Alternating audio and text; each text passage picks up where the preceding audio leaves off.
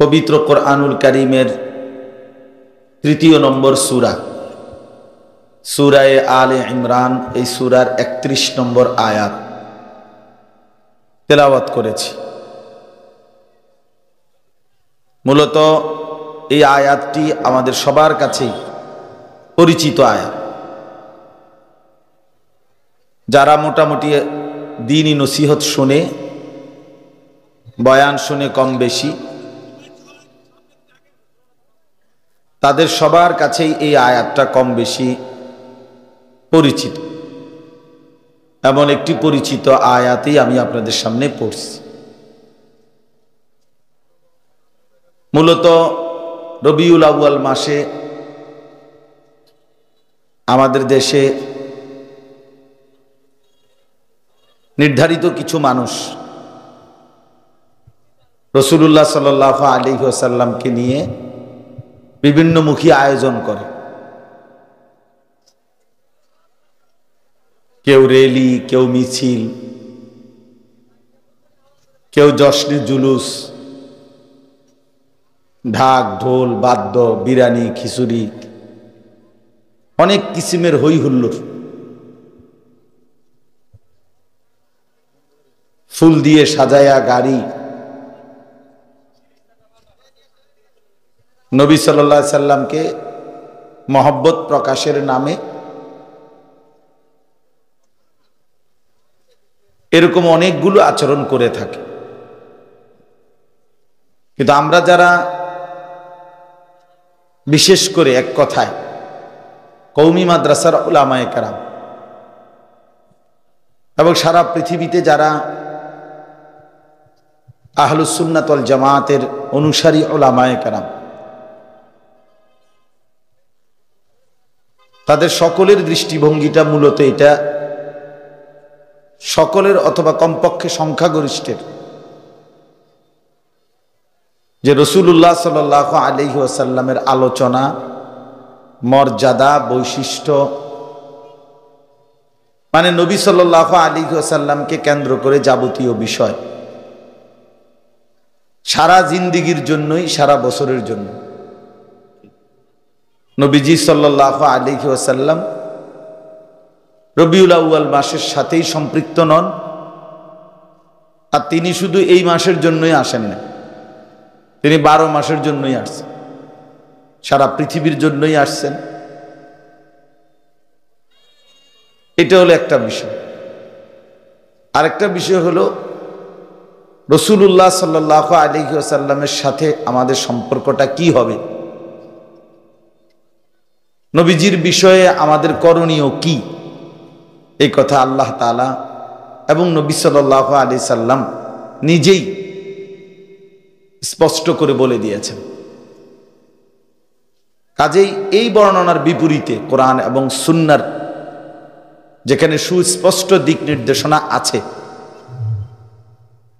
সেই ক্ষেত্রে অন্য কিছু করার কোরআন সুন্নাহর বিপরীতে তার কোনোই প্রয়োজন আমরা বোধ করি না। বরঞ্চ আমরা বিশ্বাস করি কোরআন এবং সুন্নাহর মধ্যে রাসূলুল্লাহ সাল্লাল্লাহু আলাইহি ওয়াসাল্লামকে কেন্দ্র করে যত প্রশংসা, যত সিফাত, আমাদের যত করণীয়, এগুলো আল্লাহ তাআলাই বলে দিয়েছেন এবং নবীজি সাল্লাল্লাহু আলাইহি ওয়াসাল্লাম তিনি নিজেও বলেছেন। তাহলে এখানে কোরআনুল কারীমের এই আয়াতটা স্পষ্টভাবে আমাদের জন্য দিক নির্দেশনা, যে নবী সাল্লাল্লাহু আলাইহি ওয়াসাল্লামের সাথে আমাদের সম্পর্কটা কি হবে। সূরা আলে ইমরানের এই আয়াতের মধ্যে আল্লাহ তাআলা বলেছেন, কুল ইন কুনতুম তুহিব্বুনাল্লাহ, হে নবী আপনি বলে দেন, ইন কুনতুম তুহিব্বুনাল্লাহ, যদি তোমরা আল্লাহকে ভালোবাসতে চাও, ফাত্তাবিউনি, তাহলে আমি মুহাম্মদ সাল্লাল্লাহু আলাইহি ওয়াসাল্লাম আমারই অনুসরণ করো। ইউহিব্বুকুমুল্লাহ, তাহলেই আল্লাহ তাআলা তোমাদেরকে ভালোবাসবেন। ওয়ায়াগফির লাকুম যুনুবাকুম, এবং আল্লাহ তাআলা অনুসরণের কারণে তোমাদের সমস্ত গুনাহ মাফ করে দিবেন। আল্লাহু গফুরুর রহিম। আর আল্লাহ তাআলা ভীষণ ক্ষমাশীল, খুব দয়ালু। তাহলে এই আয়াতের মধ্যে এ কথা স্পষ্ট আছে, নবী সাল্লাল্লাহু আলাইহি ওয়াসাল্লামের সাথে আমাদের সম্পর্ক আল্লাহ তাআলার পক্ষ থেকে হুকুম যে আমরা যেন সর্বান্তকরণে সব বিষয়ে, সব ব্যাপার, জীবনের প্রতিটা ক্ষণে আমরা যেন তাকেই অনুসরণ করি। ফাত্তাবিউনি। কোরআনুল কারীমের মধ্যে আল্লাহ তাআলা বলছেন, ওয়া ইন্নাকা লাআলা খুলুকিন আযীম। আপনাকে আমি সুউচ্চ, সুমহান, সর্বোত্তম আখলাক, সর্বোত্তম চরিত্রের অধিকারী করে এই পৃথিবীতে পাঠিয়েছি, বানিয়েছি। অতএব পৃথিবীবাসী সুন্দর চরিত্র, নৈতিকতা, ভদ্রতা, শালীনতা, সৌন্দর্য, এটা যদি গ্রহণ করতে হয় আপনার থেকেই গ্রহণ করতে হবে। কোরআনুল কারীমের মধ্যে আল্লাহ তাআলা বলছেন, লাকাদ কানা লাকুম ফি রাসূলিল্লাহি উসওয়াতুন হাসানা। অবশ্যই তোমাদের জন্য আল্লাহর রসুলের মধ্যেই রয়েছে সবচেয়ে সুন্দর আদর্শ। উসওয়াতুন হাসানা, সবচেয়ে সুন্দর আদর্শ।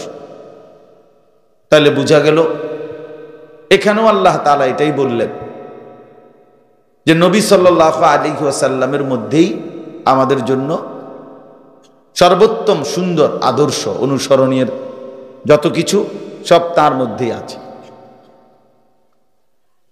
কোরআনুল কারীমের মধ্যে আল্লাহ তাআলা বলেন, ওমা আতাকুমুর রাসূলু ফাখুযু ওমা নাহাকুম আনহু ফান্তাহু। রাসূল যা নিয়ে এসেছেন তা তোমরা গ্রহণ করো, যা নিষেধ করেছেন তার থেকে বিরত থাকো।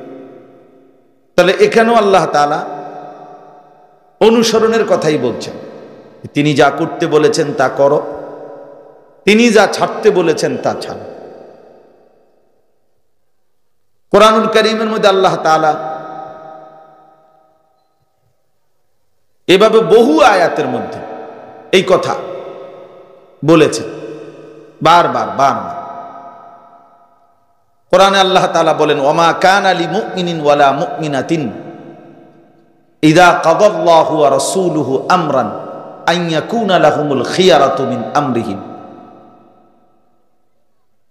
ওয়া মান ইয়াসিল্লাহা ওয়া রাসূলাহু ফাকাদ দাল্লা দালালাম মুবিনা।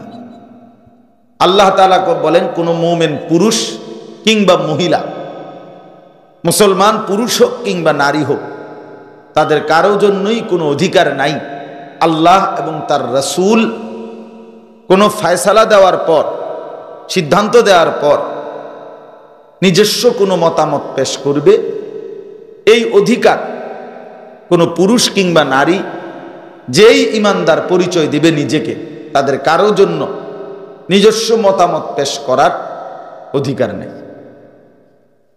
ওয়া মান ইয়াসিল্লাহা ওয়া রাসূলাহু, এরপরে আল্লাহ তাআলা বলেন, আল্লাহ এবং তার রাসূলের অবাধ্যতা যে করবে, ফাকাদ যাল্লা দালালাম মুবিনা, সে সুস্পষ্ট গোমরাহ পথভ্রষ্টদের অন্তর্ভুক্ত হবে। নাউযুবিল্লাহ। কোরআনুল কারীমের মধ্যে আল্লাহ তাআলা বলেন, ফালা ওয়া রাব্বিকা লা ইউমিনুনা হাত্তা ইউহাক্কিমুকা ফীমা শাজারা বাইনাহুম সুম্মা লা ইয়াজিদু ফি আনফুসিহিম হারাজাম মিম্মা কাদাইতা ওয়া ইউসাল্লিমু তাসলিমা। আল্লাহ তাআলা বলেন, হে নবী, আপনার রবের কসম, মানে আল্লাহর কসম। নবীজির রব কে? তা আপনার রবের কসম,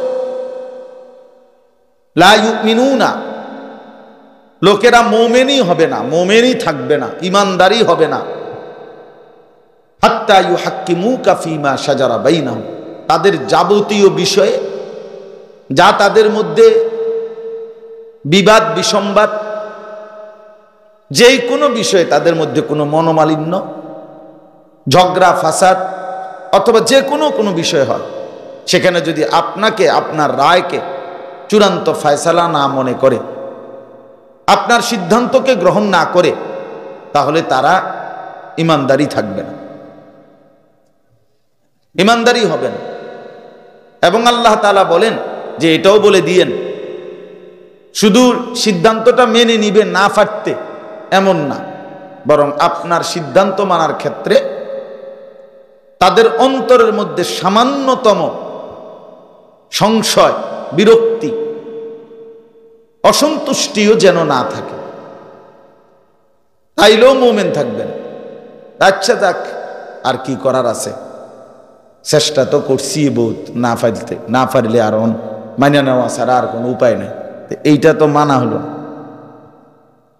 এটা তো মানা হইল না, এটা তো হলো অসহায়, নিরুপায়, মনে মনে অসন্তুষ্টি, কিন্তু মেনে নিলাম এমনি মুখে মুখে। আল্লাহ তাআলা বলেন না, সুম্মা লা ইয়াজিদু ফি আনফুসিহিম হারাজাম মিম্মা কাদাইত।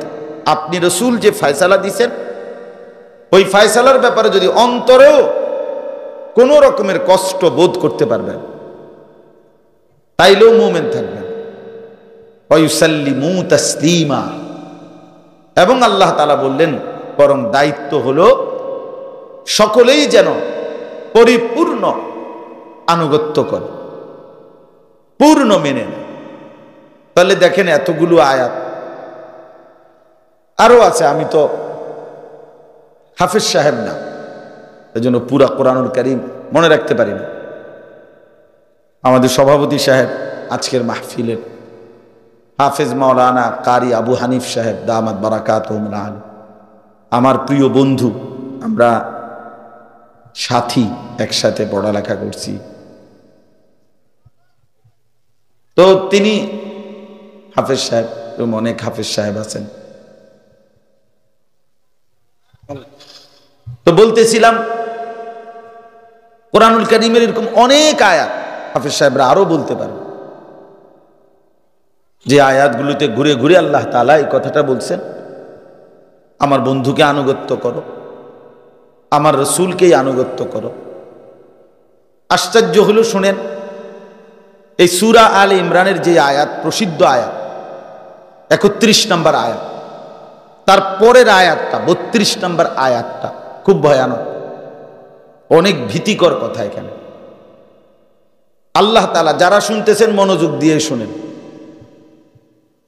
দয়া করে। ও বাহিরে কেউ কথা বলতেছে, এগুলো বলবেই, দু চারজন ফালতু থাকবেই, কিছু আছে দুনিয়াতে আসছেই, বুট বাদাম বন বিড়ি, হ্যাঁ, চা বিস্কুট, বোঝেন না কথাটা, চটপুটি, এগুলো খাওয়ার জন্যই এরকম কিছু অপদার্থ থাকবেই। এটা আগেও ছিল, সামনেও থাকবে। বুট পৃথিবীতে এখনো কোনো নিষিদ্ধ হয় নাই, যেহেতু নিষিদ্ধ হয় নাই তো কাজে এটা খানা চলবেই। এই জন্য এটা চিন্তা করে লাভ, যারা বসছি তারা মনোযোগ দিয়ে শুনুন, ঠিক আছে না? ইনশাআল্লাহ। আমি একটু অসুস্থ আজকে, গতকালকের আগের দিন থেকে আমার জ্বর, গায়ে এখনো আছে, আমার কোনো কিছু ঠিক মতো খাবারের রুচিও নাই, ওষুধ খাইতেছি, আজকেও ওষুধ খাইতেছি এখন, যার কারণে আস্তে আস্তে কথাটা বলতেছি। কালকে আমার মাদ্রাসায়, গতকালকে ইসলাহি মজলিস ছিল, দ্বিতীয় শনিবার। আমার শায়েখ, আজকের যিনি প্রধান আলোচক, আরিফ বিল্লাহ হাকিবুন নফস আল্লামা মুফতি মুশতাকুন নবী কাসিমি হযরত গতকাল আমাদের মাদ্রাসায় বয়ান করছিলেন, আমারও বলছিলেন কিছুক্ষণ বয়ান করি। আমি মাদ্রাসায় কোনো বয়ানই করি নাই, তা আলহামদুলিল্লাহ, এই জন্য মনোযোগ দিয়ে আমরা আস্তে আস্তে বলি, আপনারা শুনেন। তো আল্লাহ তাআলা বলতেছিলাম এই সূরা আলে ইমরানের প্রথম আয়াতটা তো শুনলেন, যে যদি তোমরা আল্লাহকে ভালোবাসতে চাও তাহলে কার অনুসরণ করো? বলে নবী সাল্লাল্লাহু আলাইহি ওয়াসাল্লামকে বলছে, আপনি বলেন যে তোমরা আমাকে অনুসরণ করো, আমি মুহাম্মদকেই অনুসরণ করো, সাল্লাল্লাহু আলাইহি ওয়াসাল্লাম। এর পরের আয়াত আছে 32 নম্বর আয়াত এই সূরার। আল্লাহ তাআলা আবার বলতেছে, কুল, হে নবী আপনি আবার বলেন। আগে একবার তো বলছেন যে আপনাকে যেন অনুসরণ করে, আবার বলেন কুল আতিউল্লাহ ওয়ার রাসূল, হে নবী আবার বলেন যে তোমরা আল্লাহ এবং তার রাসূলের আনুগত্য করো।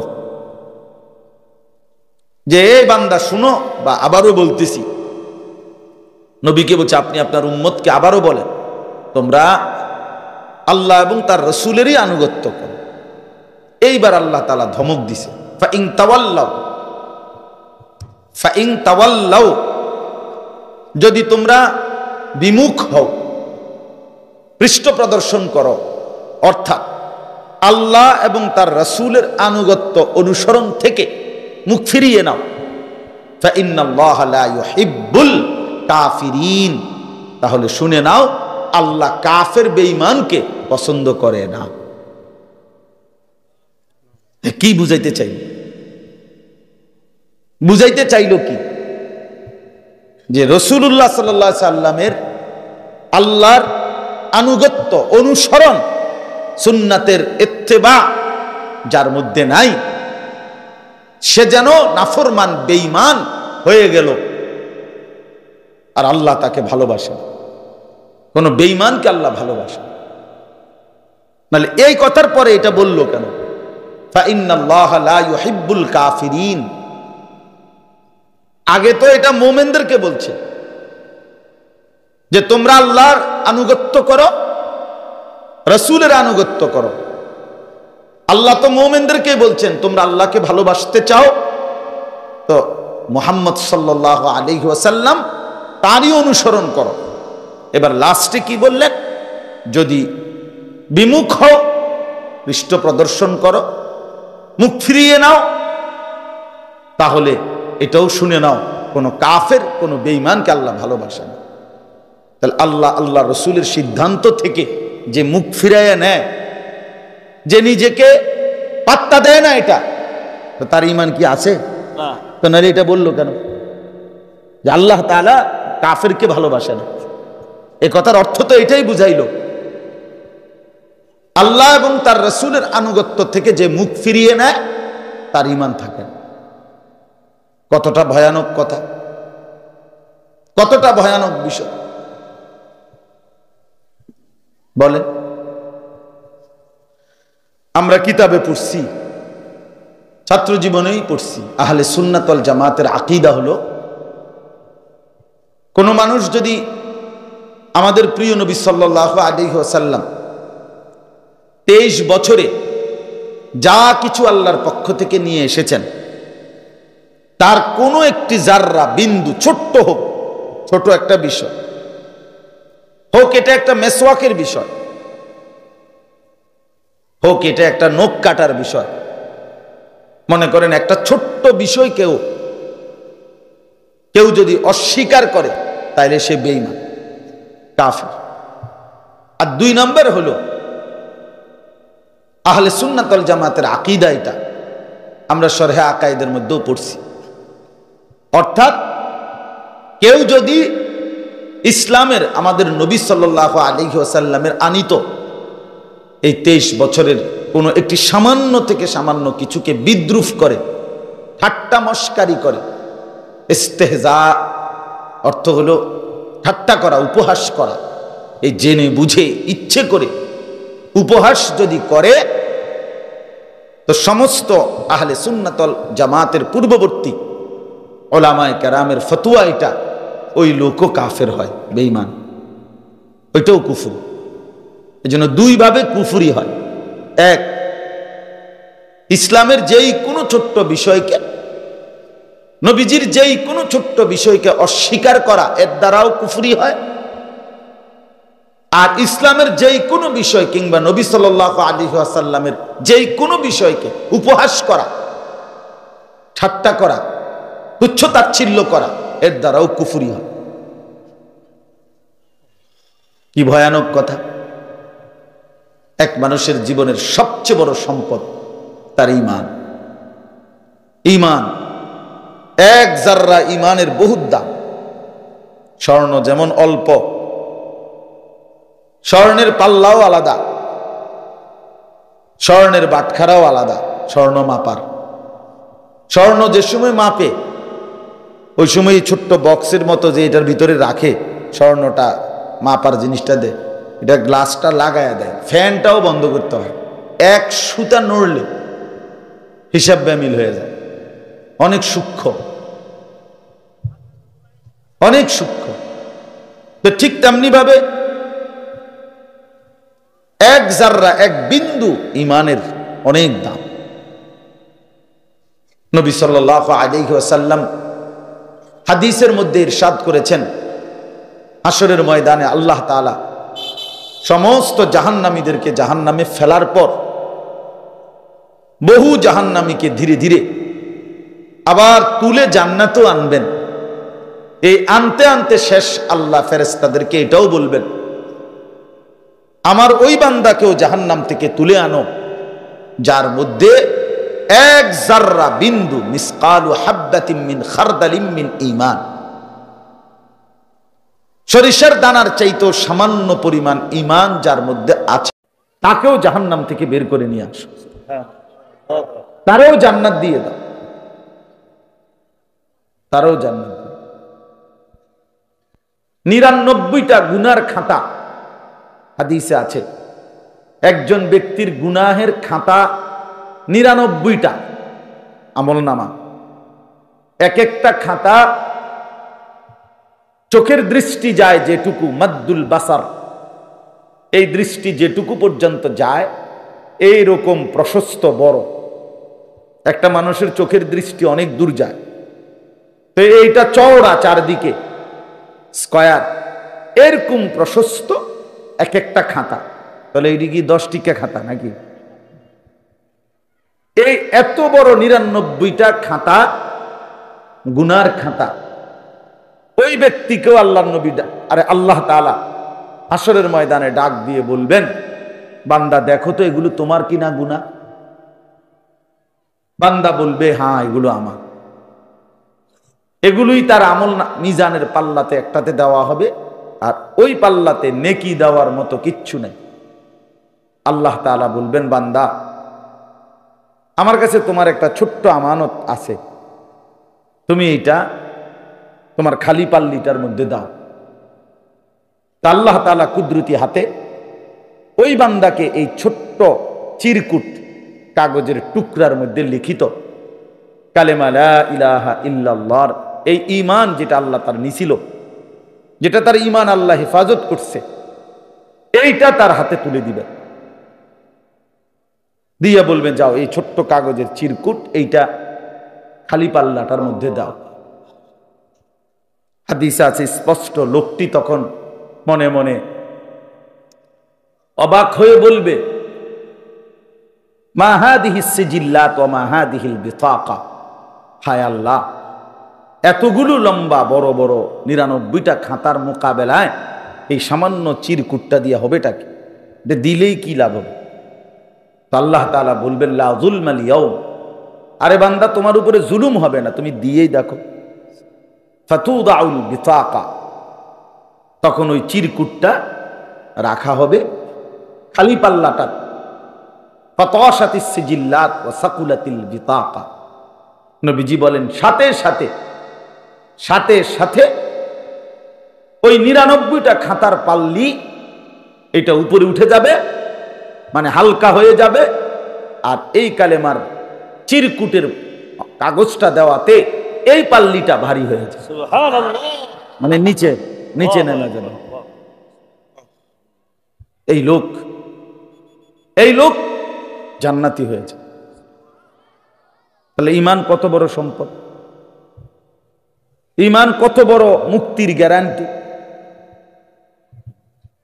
কোরআন কারীমের মধ্যে আল্লাহ তাআলা এবং রাসূলুল্লাহ সাল্লাল্লাহু আলাইহি ওয়াসাল্লাম হাদিসের মধ্যে স্পষ্ট এই কথা বলছেন, ঈমান বিহীন জান্নাতে যাওয়ার কোনো সুযোগ নেই।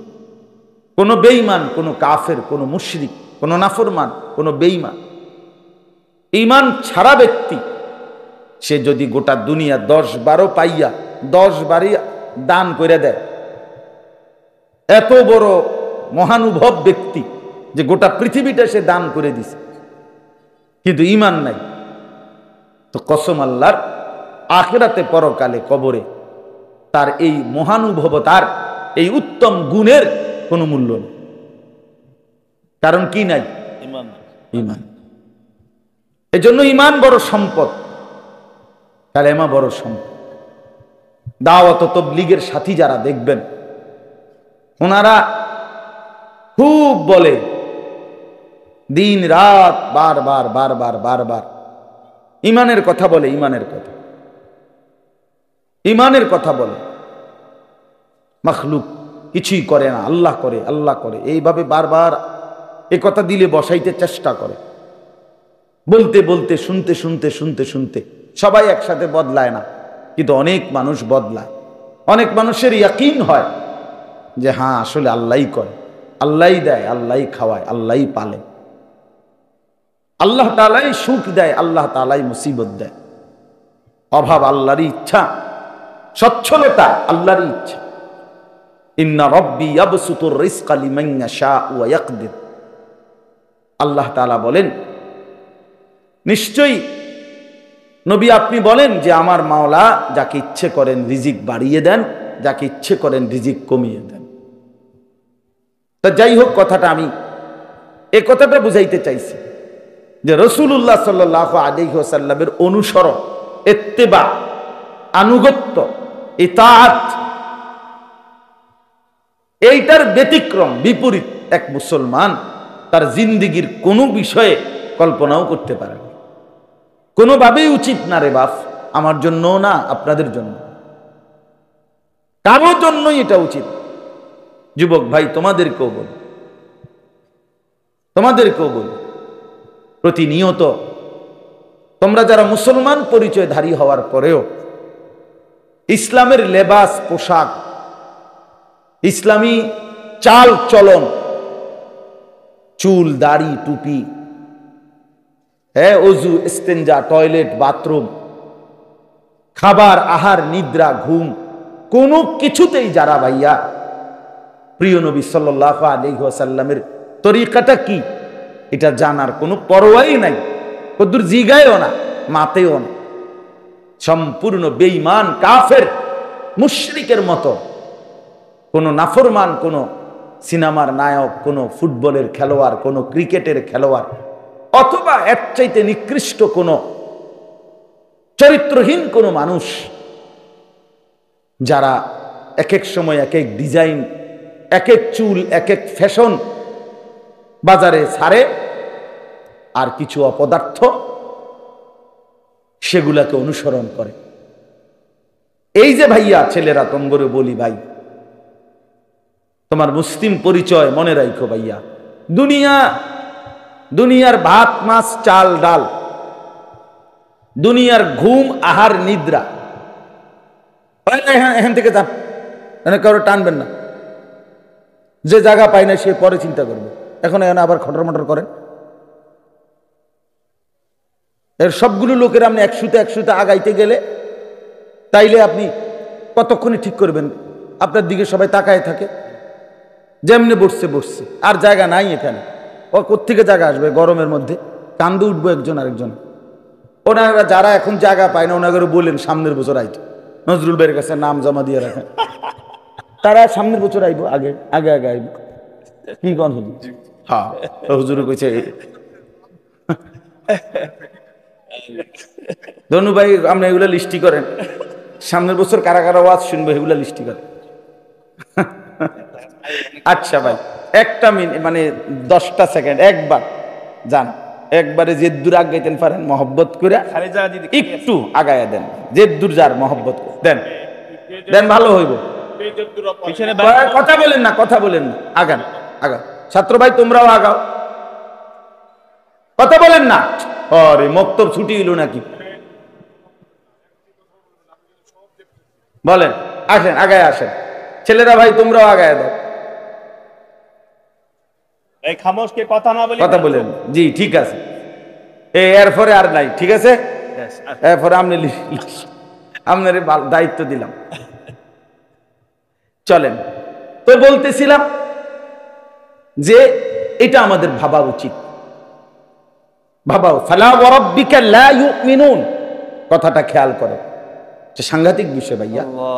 আল্লাহ বলছে লা ইউমিনুন, নবী পরিষ্কার সাফ বলে দিলাম, কসম করে বললাম, আপনার ফয়সালা যদি না মানে লা ইউমিনুনা, সে ইমানদার থাকবে না।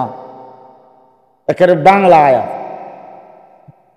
মানে মনে হয় যেন ডাইরেক্ট বাংলায় বলল যে সাবধান, কসম করে বললাম বান্দা, আমার রসুলের ফয়সালার ব্যতিক্রম বললে করলে ঈমান থাকবে লা ইউমিনুনা। এবং হযরত ওমর রাদিয়াল্লাহু তাআলা আনহু এটাই বুঝছেন, সাহাবীরা এটা বুঝছিলেন। এই জন্য ওই ওমর রাদিয়াল্লাহু তাআলা আনহু নবীজির ফয়সালা করে দেওয়ার পরেও একজন মুসলমান নামধারী মুনাফিক একটা মামলার ক্ষেত্রে একজন ইহুদিকে নিয়ে আবার ওমরের কাছে আসছিল উপরি বিচারের জন্য, আবার যেটা কি কয় সানি, আবার বিচারের জন্য। হযরত ওমর রাদিয়াল্লাহু তাআলা আনহু জিজ্ঞেস করছেন এই বিষয়ে আমার আগে কেউ ফয়সালা করছে? তো মুনাফিক লোকটা যে মুসলমান পরিচয় দিত, সে বলছে হ্যাঁ, নবীজি সাল্লাল্লাহু আলাইহি ওয়াসাল্লাম তিনি ফয়সালা দিয়েছেন, তিনি ইহুদির পক্ষে ফয়সালা দিয়েছেন। ওমর রাদিয়াল্লাহু তাআলা আনহু বললেন, তাই তোমরা দুজন অপেক্ষা করো। ভেতর থেকে তরবারি আনলেন, আইনা একটা কুফে ওই মুনাফিকের কল্লাটা আলাদা করে দিলেন, দিয়া বললেন হাদা মা কাদাইতু মিম্মান লাম ইয়ারদা বিকাদাই রাসূলিল্লাহ, এটাই আমার ফয়সালা ওই ব্যক্তির জন্য যে রাসূলুল্লাহ সাল্লাল্লাহু আলাইহি ওয়াসাল্লামের ফয়সালার উপরে সন্তুষ্ট নয়। এইটাই আমার রায়, রায় ডাইরেক্ট কার্যকর করে দিলাম আমি, আর অন্য লোক দিয়ে কার্যকর করার দরকার নেই, আমি কার্যকর করে দিই। তখন কিছুটা কানাঘুষা হয়েছিল, হায় হায় কি হইল, কেমন হইল, বিষয়টা কদ্দুর কি হইল, কোনো বাড়াবাড়ি হয়ে গেল নি? হ্যাঁ, লোকটা তো মুসলমান, তারে মাইরে রইল এইভাবে ওমর। তখন এই আয়াত তাফসীরে আছে, এটা তখন এই আয়াত নাযিল হয়েছে। আল্লাহ বলছে বন্ধু কসম করে বলছি, আপনার ফয়সালার উপরে কেউ যদি কথা বলে তার ঈমান থাকে না, আর বেঈমানকে হত্যা করা জায়েজ। এই বিষয় নবীজির সিদ্ধান্তের ব্যতিক্রম। এই জন্য ওমরের ফয়সালার আর দূষণীয় হয় নাই। এই কারণে ওমর রাদিয়াল্লাহু তাআলার উপরে কোনো জরিমানা কোনো কিছুই আসেনি শরঈ মতে। তাহলে কি কঠোর বিষয় এটা। আজকে আমরা বিষয়টা অনেকটা খামখেয়ালি মনে করি যে সুন্নতে না, না ভাইয়া বিষয়টা বুঝছেন, সবাই মনোযোগ দেন। নবীজি সাল্লাল্লাহু আলাইহি ওয়াসাল্লামের বিষয়াদি সুন্নত না, পুরা ইসলাম নবীজির। কথা বুঝছেন না? পুরা ইসলাম আমরা পেয়েছি নবীজি সাল্লাল্লাহু আলাইহি ওয়াসাল্লামের মাধ্যমে। তো যেই হুকুমটা ফরজ এটাও নবীজির মাধ্যমে পাইছি, যেটা ওয়াজিব এটাও নবীজির মাধ্যমে পাইছি, যেটা সুন্নাত, যেটা মুস্তাহাব, যেটা নফল, যেটা হারাম, যেটা মাকরুহে তাহরিমি, এই সবই তো নবীজি সেটিং করে দিছে। তিনি যেটার যে স্তর বলছেন ওই আলোকে পরবর্তীতে ওলামায়ে কেরাম, মুফতিয়ানে কেরাম এগুলোকে গবেষণা করে তরতিব দিছেন, এটাকে একটা বিন্যাস করছেন। কিন্তু কোনো কিছুই রাসূলুল্লাহ সাল্লাল্লাহু আলাইহি ওয়াসাল্লামের বাহিরে না। তা তাইলে আপনি যদি বলেন এটা সুন্নতে না, না সুন্নত ফেলে দিতে হবে, সুন্নতকে বাদ দিয়ে লাইতে হবে, এই অনুমতি আপনারে আমারে কে দিল? কথা বলেন না, কে দিল? তাইলে বলে আমাদের ইমানের হালাত কি, আমাদের ইমানের অবস্থা কি? প্রতিনিয়ত যারা দাড়ি কাটেন তারা কিসের উপরে ভিত্তি করে দাড়ি কাটেন? একটা সামান্য যুক্তি তো থাকা উচিত যে হুজুর বিষয়টা ইসলামে একটু ছাড় আছে, মুসলমানদের জন্য এটার ছাড় আছে, এইটা নফল বা মুস্তাহাব, অথবা কোনো আলেমরা বলছেন রাখলে ভালো, না রাখলে গুনাহ নাই, এরকম কোন ছাড় বা এমন কোন সুযোগ কেউ কোনোদিন বলছে কোনো তা? তো আপনারা যারা দাড়ি কাটেন কি বুঝ করে কাটেন ভাই? আপনার বিবেককে প্রশ্ন করেন, বলেন। আল্লাহ, ইনসাফের সাথে ভাবেন। নিজের চেহারা, নিজের সুরত, নিজের চুল, নিজের লেবাস, নিজের পোশাক, নিজের ঘর পরিবার, চাল চলন, উঠা বসা, সর্বকিছুতে যারা প্রতিনিয়ত নবীজি সাল্লাল্লাহু আলাইহি ওয়াসাল্লামের ব্যতিক্রম করতেছেন, যদি বলেন খেয়াল করি নাই, কয়দিন খেয়াল করে নাই? আপনারে খেয়াল করতে বললা হুজুররা কয় নাই? কথা বলেন না কেন? বলে আমনে বুঝি হাসরে আপনারা আমি বললাম যে বাম পাও দিয়া বাথরুমে ঢুকা নবীজির সুন্নাত, ডান পাও দিয়া বের হওয়া এটা নবীজির সুন্নাত, বাম পাও দিয়া ঢুকবার সময় দোয়া করতে হয়, বাইর হইয়া দোয়া করতে হয়, টয়লেট পেপার ব্যবহার করতে হবে, পানি ব্যবহার করতে হবে, পেশাব করেও টিস্যু ব্যবহার করতে হবে, পানি ব্যবহার করতে হবে। তা আপনি 60 বছর পরে হাসরের মাঠে গিয়ে কইলেন বিষয়টা আমি খেয়াল করছি না, আসলে বুঝা কুলাইতে আসছে না। আমনে রে ফেরেস্তা একটা আসার দিব, একদম কাহিল না, গুড়া গুড়া করে লোকে ফাইজলামির আর জায়গা পান না। হ্যাঁ, আপনি তামসা করার আর জায়গা পান না। আপনি কি শোনেন নাই? আপনি কয়দিন খেয়াল করেন নাই?